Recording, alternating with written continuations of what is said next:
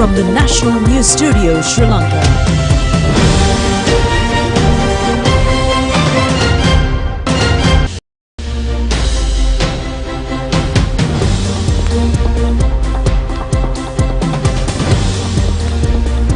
A pleasant evening and a very warm welcome to the National News of Rupavahini Channel I. We are coming to you live from the National News Studio. I'm Dulanjali Ananda. I'm Charita Minapurarachi, and let's move on to the headlines for tonight's news. The President addresses the nation. Central Bank of Sri Lanka relaxes its monetary policy stance. Central Bank Governor expects commercial banks to reduce the interest rates as well. Prime Minister says United Nations Day of Vesak has shown a glowing example on how Buddhist wisdom can cope with global crisis.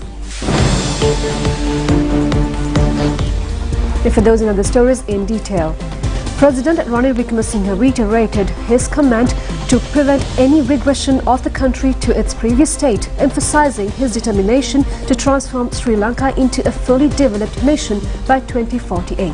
The President made these remarks during a special statement to the nation presenting the National Transformation Roadmap to the country. අප ඉදිරියට යමු. තරහකාරී ලෝකයට මුහුණ දී හැකි අන්දමට අපේ ආර්ථික President Ranil Wickremesinghe said that Sri Lanka is ready for a journey of collective growth and prosperity with a roadmap detailing reforms for a better future. He said some groups are spreading false information about the government's reform agenda. However, he pointed out the importance of saying commitment to the economic reforms. Outlining the government's efforts to revive the country's economy, the President said that these economic reforms will lead to decreased cost of living, improved standards of living, relief for the poor and a culture of transparency. President Wickremesinghe applauded the resilience of all Sri Lankans who navigated through the challenging times driven by their love for their country. He said that by persisting a little longer on this trajectory, an economically stable future could be achieved devoid of hardships. In his address, the President said that strict financial controls and cost-saving measures have led to positive outcomes, including reduced inflation and increased remittances. He said that today the country is reaping the rewards with inflation which had skyrocketed to 70% down to 25.2%, lightening the burden for all. The President, presenting the National Transformation Roadmap to the country, stressed that he will not allow anyone to drag the country back to the state it was a year ago. President Wickremesinghe said that his goal was to transform Sri Lanka into a developed country by 2048. He said that when they first took steps to stabilize the country, they implemented stringent financial controls. He pointed out that the government recognized the need to seek support from the International Monetary Fund. Following multiple rounds of lengthy discussions, the IMF agreed to provide with an extended credit facility. Additionally, he said that they embarked on programs to secure loan assistance from other financial institutions such as the World Bank and the Asian Development Bank. During this challenging period, President Wickremesinghe said that India played a significant role in supporting the country. Bangladesh and Japan also offered their support, he added. Several countries including China, India, Japan and members of the Paris Club agreed to restructure the debt, of which he said that they are immensely grateful on behalf of the Sri Lankan people.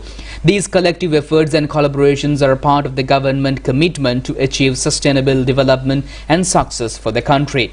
He also presented the operational proposal to the country to achieve the desired goals. He added that the country's development has been based on 4 primary pillars: fiscal and financial reforms, investment drive, social protection and governance, and state-owned enterprise transformation.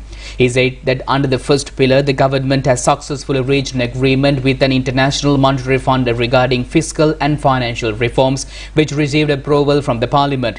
He added that the government has initiated reforms in tax policies, revenue administration and public financial management and will continue to pursue the successful delivery of these efforts. The President said that their aim is to implement necessary reforms that will ensure long-term sustainability of public debt and the stability of the economy and ultimately to rebuild the confidence in the Sri Lankan market. Under the second pillar, he said that promoting investments play a crucial role in boosting a country's economy. He said that their goal is to transform Sri Lanka into an export-oriented economy that is globally recognized, following the successful models of countries including South Korea and Singapore. President Ranil Wickremesinghe also stated that a joint mechanism would be established to solicit private sector suggestions to accomplish the technical and long-term efforts necessary for the country's economic transformation. Furthermore, he said that the government aims to prioritize modern and sustainable efforts such as renewable energy, green hydrogen and digitization. Such modern and sustainable initiatives are vital for the complete transformation of Sri Lanka's economy, he added. The President said that over the next few months, the government will make a special invitation to the private sector to submit their own business proposals that align with the government's vision of modernization and sustainability. He said that they will ensure transparency and openness by publicizing the call for proposals through mass media in a formal manner. To ensure the effective implementation of these business proposals, the government will introduce a new system called the lab methodology, he added.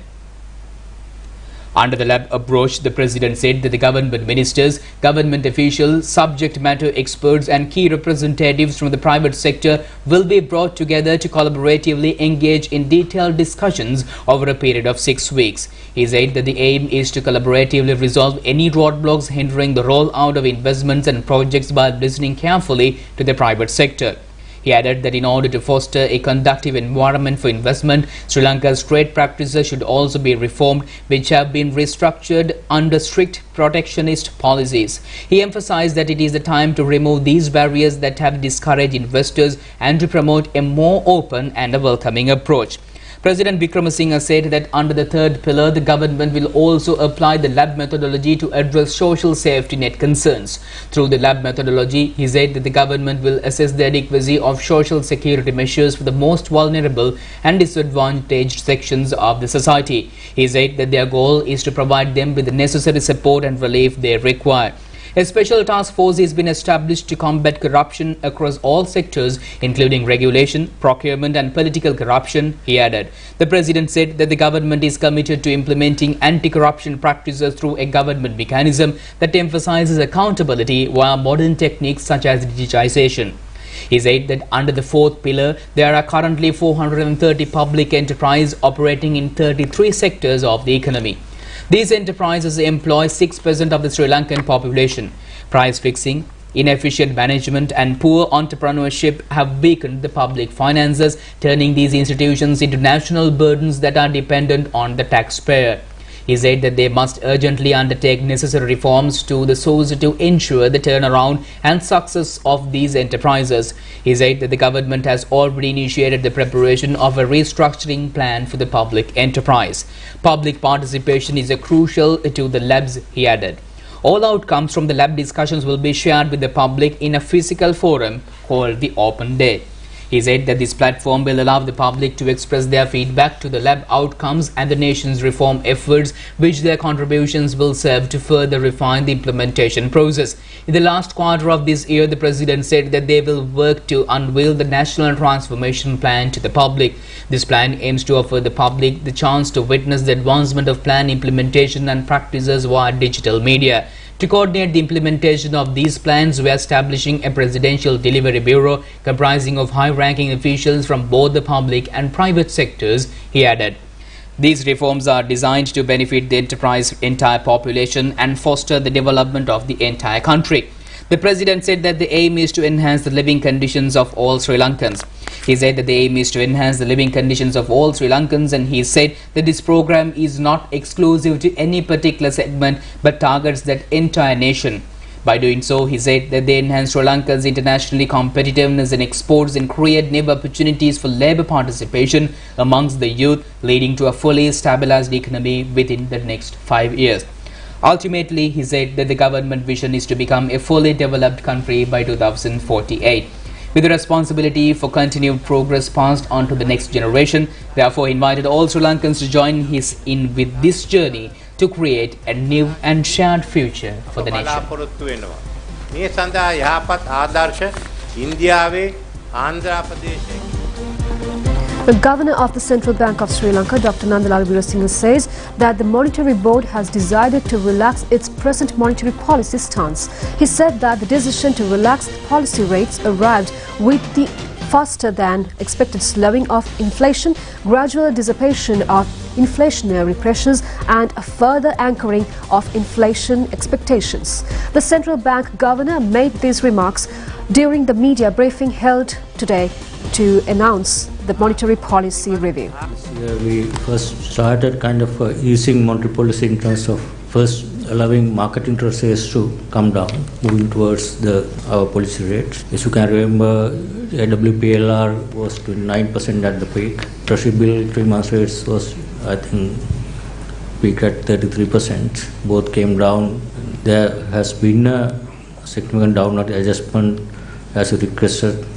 AWPLR prime lending rate also, I think, close to 21, close to 20%. Now it's moving in that range until last week.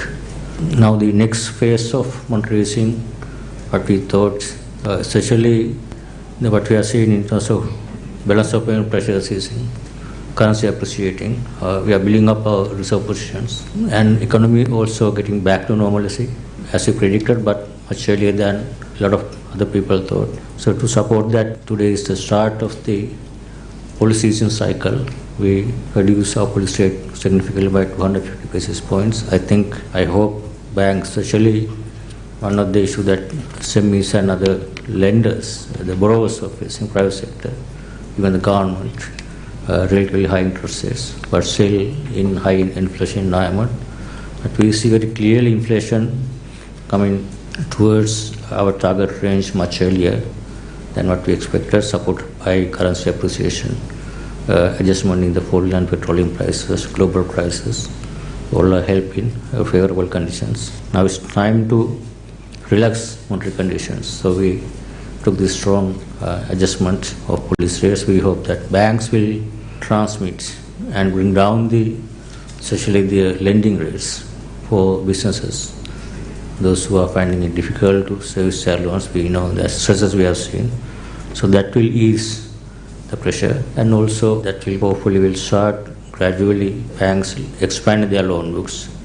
Credit will be starting to flow into the businesses economy. Already in terms of foreign exchange situation, we relax the margin requirements already for LC margin requirements. And also I think we are in the process of relaxing some of the foreign exchange capital account transaction controls. And also we are recommended to relax some of the import restrictions to support the economic activity, especially industries, raw materials, intermediate goods, innocent goods. Those all will certainly help economy recover faster. I think already we saw 3.1 billion level of reserves end of May number. I think we have already announced here. Also the usable reserves, that includes the PBOC SOP. Even without that, I think we have about $1.6 billion on the usable reserves.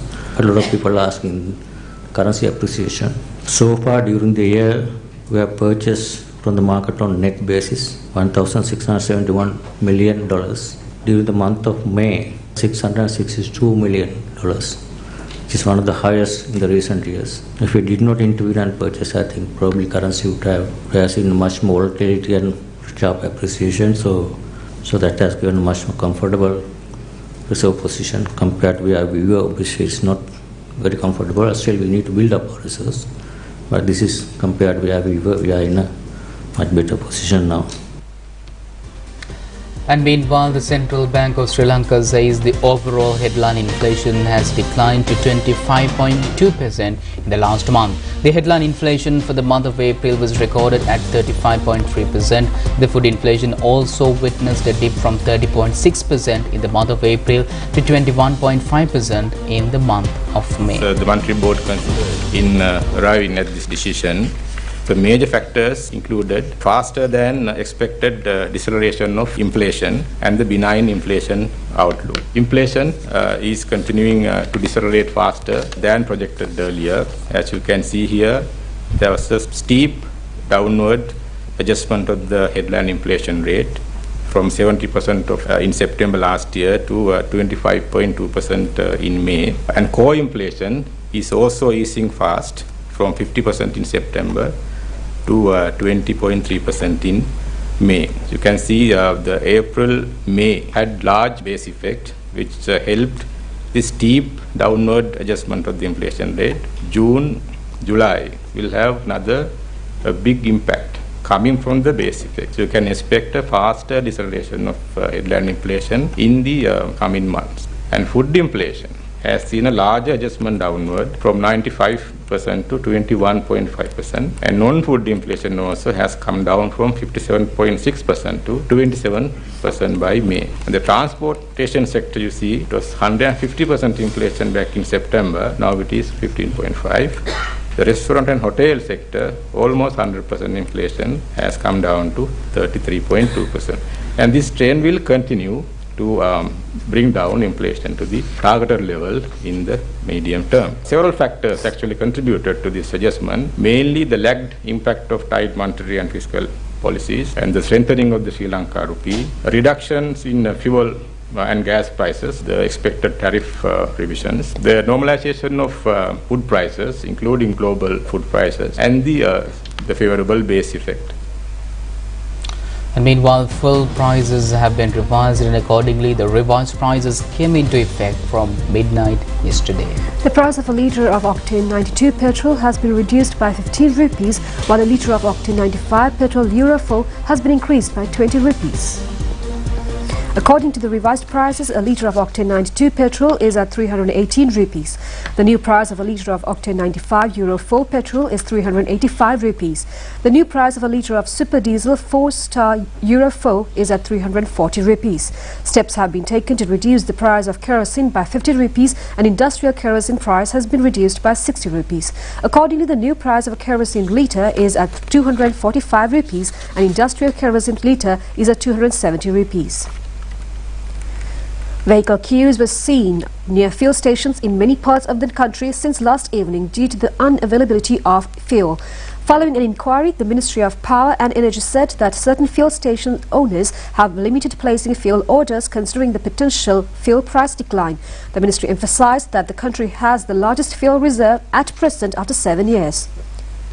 Meanwhile, the National Movement to Safeguard Consumer Rights said that even though the government has extended various concessions and reliefs to the public, the actual benefit has not been passed in an effective manner.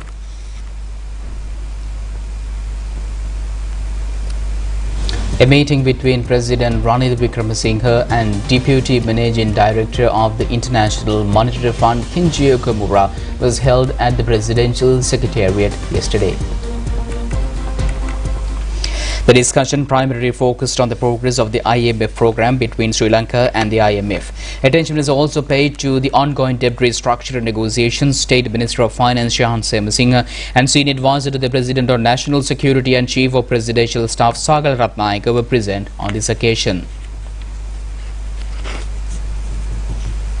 The IMF Deputy Managing Director appreciated the progress achieved in the economic reform agenda implemented by the government during a discussion held with the State Minister Shahan Semasinghe.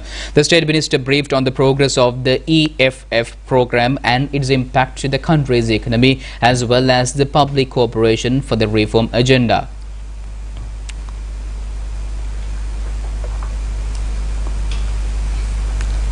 Deputy Managing Director of International Monetary Fund Kinji Okamura met with Speaker Mahinda Pabewardena in Parliament yesterday.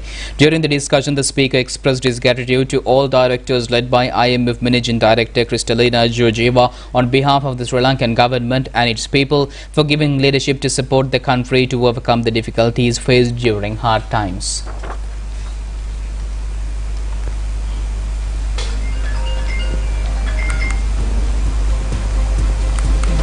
Prime Minister Dinesh Gunawardena says that the United Nations Day of Vesak has shown a glowing example to understanding deeply how Buddhist wisdom can cope with global crises and thereby bring fresh remedies for a new way forward. Prime Minister made these remarks while addressing the 18th United Nations Vesak Day ceremony held in Thailand. The inauguration of the 18th Vesak Day ceremony was presided over by President of International Council for Vesak Day, President of International Association of Buddhist Universities and member of the Supreme Sangha Council of Thailand, Most Venerable Professor Fra Brahm Pandit, Mahasangha including Chief Prelate of Asgiriya Chapter, Most Venerable Varakagoda Nyarathna Thera, the UN Deputy Secretary General, the Secretary to the UN Economic and Social Commission for Asia Pacific and other UN officials were present on this occasion.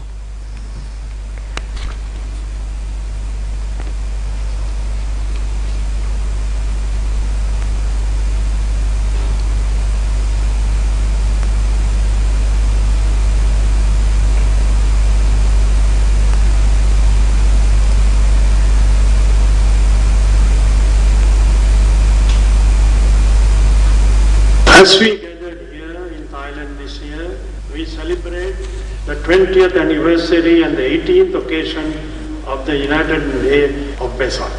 It is an important milestone in our journey as Buddhists gathered from all parts of the globe to foster and propagating the teachings of the Enlightened One, as over 1/5 of the population of today's world regard the Buddha as their supreme teacher, along with all others joining with us.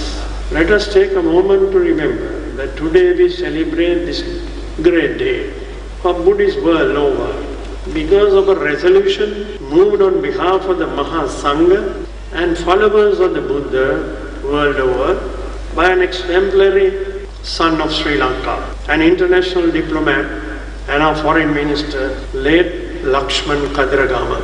Let us also remember the immense blessings continuously given by the late King of Thailand, His Majesty Bhumibol Adulyadej. Relations between Thailand and Sri Lanka are over a millennia. As we exchange teachings of the Buddha to establish and to revive the Buddha Sasana over and over again, Sri Lanka is always grateful to the Most Venerable Upali Nayaka Thera from Siam for reviving the Sangha order in Sri Lanka. Moving on to more local stories, a youth had been hacked to death in Wakanda, Panadura last night. The murder had taken place in front of an apparel factory in Horana Road, Panadura. The incident was captured in a nearby CCTV camera. The victim has been identified as a 23-year-old youth residing in Tsunami Housing Scheme in Modaravilla, Panadura. It has been revealed that a long-term personal dispute had led to the murder. Panadura South Police have identified the suspect and investigations are underway to arrest him. And meanwhile, YouTube channel owner Bruno Divakara, arrested for aiding Natasha Ederisurya to make a defamatory statement over the Buddhist philosophy, has been remanded until the June 7th. The relevant order was issued by the Colombo Fort Magistrates Court today. The suspect had shared the video footage with the defamatory comments on his YouTube channel. Accordingly, the order was issued to keep the suspect in remand custody until the conclusion of the investigations, since an offence has been committed under the International Covenant on Civil and Political Rights and Penal Code.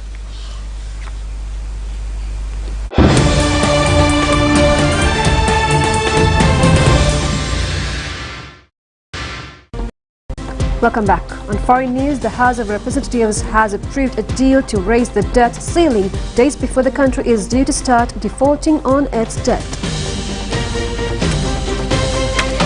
And meanwhile, the measures easily passed the chamber by a vote of 314 to 117, despite some defections on both sides to the L's.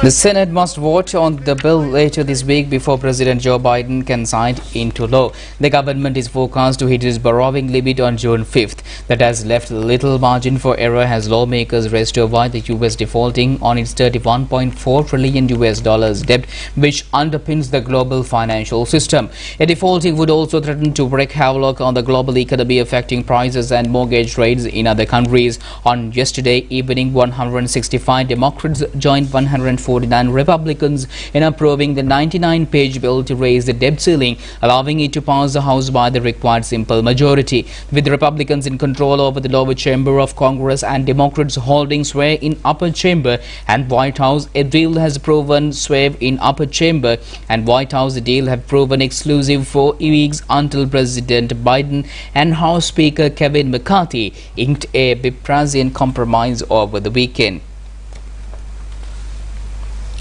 The 3 people have died, including an 11-year-old girl, in a new nighttime missile attack on Kyiv. Regional police have said Russia has been subjecting the Ukrainian capital to regular aerial strikes with missiles and drones. The latest attack, in which 11 other people were reported injured, occurred in the eastern Donetsk and Dnipropetrovsk districts. A 33-year-old woman and the girl's 34-year-old mother were also killed. Early information from Ukrainian officials reported that 2 children had died, but that has since been revised. This is the 4th attack this week and comes after 17 strikes were launched on the Ukrainian capital throughout May. Most took place at night, although at least one occurred during the day. Images shared by military authorities showed teams of rescuers attending to people as well as damaged buildings. And meanwhile, Elon Musk has reclaimed his position as the world's wealthiest person.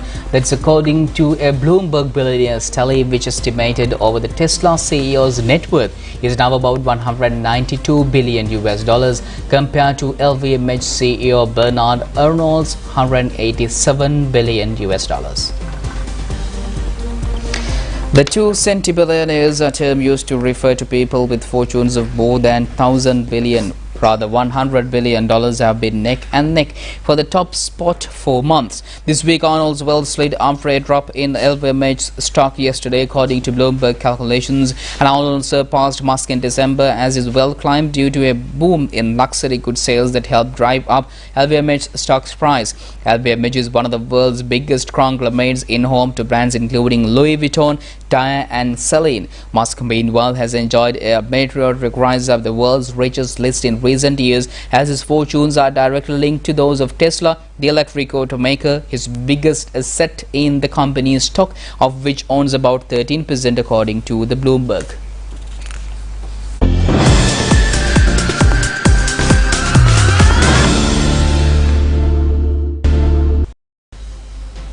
On sports news, the one-day international series between Sri Lanka and Afghanistan is set to begin tomorrow, and the 3-day match series will be commencing at the Suryavava Mahinda Rajapaksa Stadium in Hambantota.